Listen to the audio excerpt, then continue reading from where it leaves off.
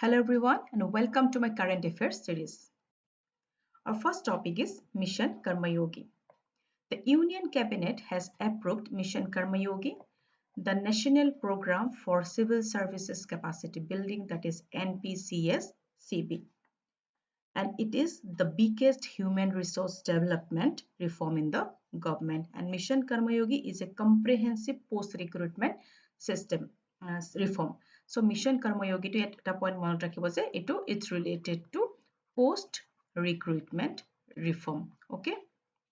So question frame hobo pare je Mission Karma Yogi to whether it is related to pre-recruitment reform or post-recruitment reform. So it is a comprehensive post-recruitment reform. Mission Karma Yogi's aims and objectives bila ki. It aimed at building a future-ready civil service with the right attitude, skills, and knowledge aligned to the vision of New India. This scheme is based on the government's vision on how a civil servant should be. So, civil servant ejon kenekwa hoato usit. A civil servant of today, in order to meet the challenges of the world, will have to be imaginative, proactive, innovative, polite, professional, tech-enabled, constructive, creative. So, এইবিলাক quality সকাটো দৰকাৰ যাতে যিবিলাক challenge face কৰিব সেইবিলাকৰ ক্ষেত্ৰত challenge বিলাক তেওঁলোকৰ problem solving capacity এটা থাকে তো these are the qualities যিবিলাক qualities এজন civil servant বা এজন officialsৰ থাকিব লাগে so সেইটোৱে হৈছে মিছন কৰ্মযোগীৰ basic এজন গভৰ্ণমেন্টৰ মতে এজন civil service কেনেকুৱা হ'ব লাগে so another aim is to form a role based system so role based system এটা আগতে কি আছিল rule based এবাৰ role based system এটা create কৰিব through mission কৰ্মযোগী আৰু mission কৰ্মযোগী অকলে individual civil servants ৰ ওপৰতে focus কৰিব তেনেকুৱা নহয় individual and institutional both it focuses on both individual civil servant and institutional capacity building আৰু এই mission কৰ্মযোগী scheme to it will be accessible for all from section officer to secretaries সকলোৰ ক্ষেত্ৰত applicable হ'ব section officer পৰা secretaries লৈকে and this scheme will have two parts self driven and guided দুটা part ৰাখিব self driven that means suppose এজন civil servant তে কোনোবা এটা special field ৰ expertise আছে বা হেতু knowledge আছে বা তেও হেতু কাম কৰাৰ তেওঁৰ ইচ্ছা থাকিব ইন্টাৰেষ্টেড হ'ব পাৰে তেতিয়া তেওঁক সেই চুজ কৰাৰ সেই অধিকাৰটো তেওঁক চুজ কৰিব সুবিধাটো দিব তেওঁ চুজ কৰিব পাৰিব তেওঁ নিজৰ পছন্দ মতে ফিল্ড এটা guided that is মানে suppose তেওঁৰ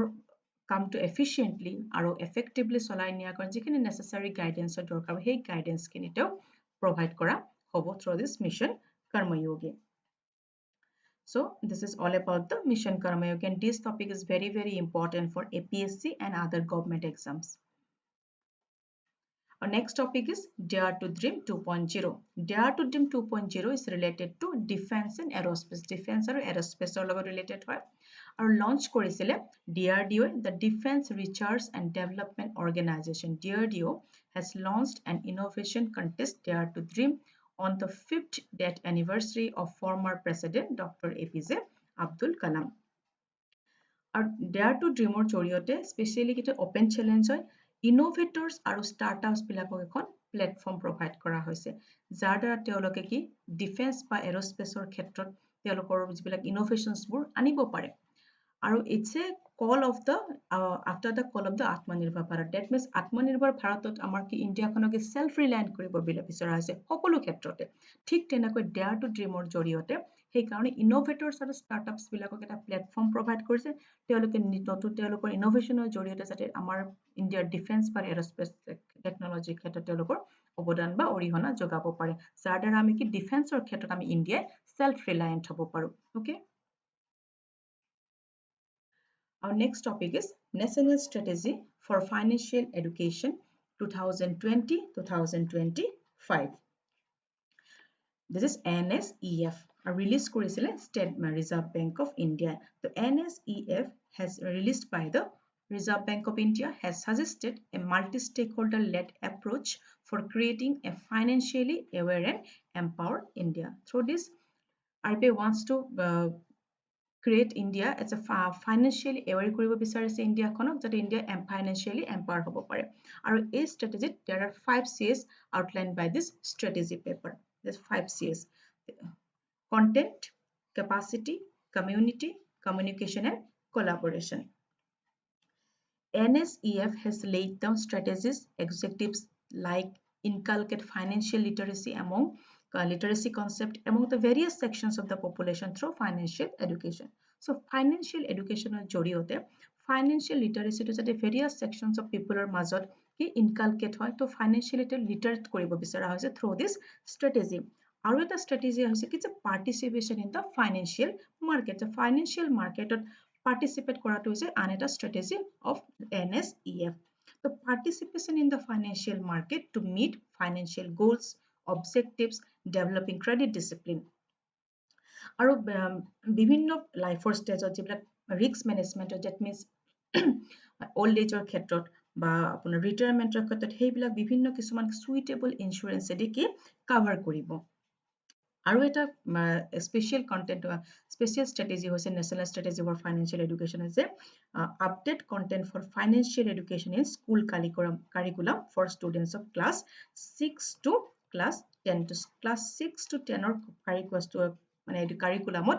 financial education to that include কৰিব It also makes a case for integrating financial education in course like B.Ed, M.Ed, besides other teachers training courses to create a center of financially educated teaching professionals. So, teachers এটা কি কৰিব যে financial education জৰিয়তে B.Ed বা M.Ed এইবিলাকতো financially educated teaching professionals create কৰাটো আন এটা strategy হৈছে NSEF and it also calls for development of a financial literacy mobile app and leveraging social media. তো এইটোৰ জৰিয়তে কি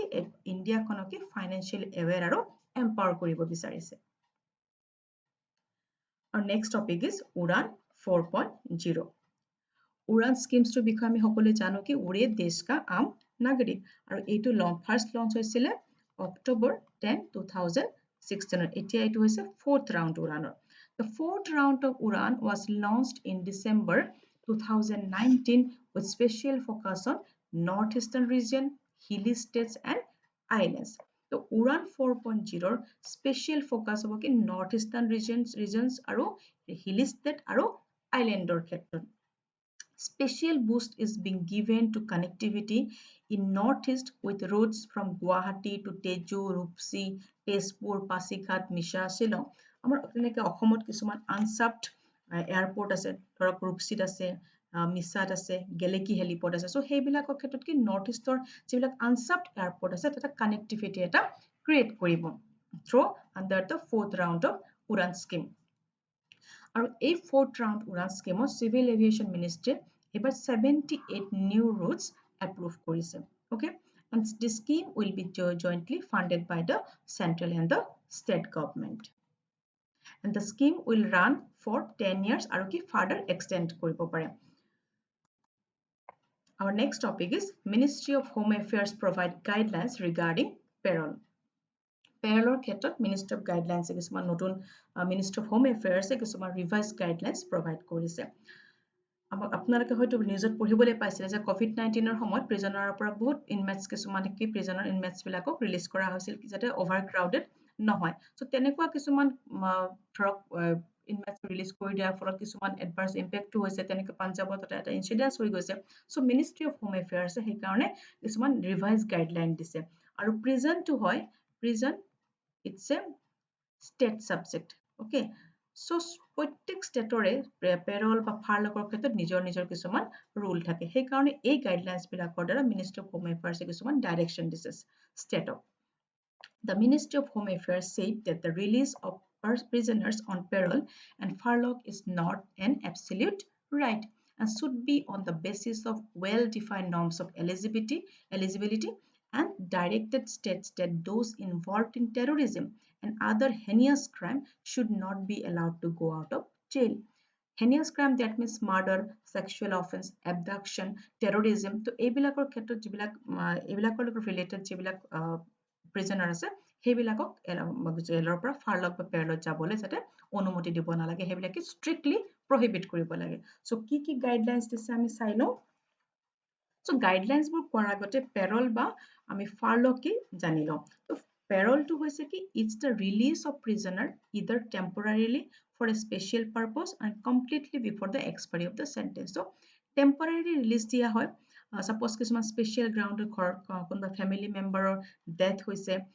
বা কিছুমান wedding আছে তেনেকুৱা ক্ষেত্ৰত parole যাবলৈ দিয়া হয় আৰু furlough to হৈছে কি it's a seen as a furlough to হৈছে matter of right যদিও furlough to parole সৈতে একেই কিন্তু ইয়াৰ difference to হৈছে কি furlough to দিয়া হয় যিবিলাক সাধাৰণতে লং টাৰ্ম ইমপ্ৰিজনমেণ্টত থাকে তেওঁলোকৰ ক্ষেত্ৰত সেইটো ফাৰলগটো দিয়া হয় এতিয়া কি কি গাইডলাইনছ দিছে আমি চাই লওঁ first guideline is grant of parole and furlough to those offenders whose release may have adverse impact on the security of the state or safety of individuals and may be strictly restricted so যিবিলাক তেনেকুৱা অফেণ্ডাৰ্ছ আছে terrorism বা heinous crime লগত related সেইবিলাক অফেণ্ডাৰ্ছ release দিয়াৰ ফলত যদি ছ'চাইটিত এডভাৰ্ছ ইম্পেক্ট হয় ইণ্ডিভিজুৱেল এডভাৰ্ছ ইম্পেক্ট হয় সেইবিলাকৰ ক্ষেত্ৰত কি ষ্ট্ৰিক্টলি প্ৰহিবিট কৰিব লাগিব পেৰল এণ্ড ফাৰলগ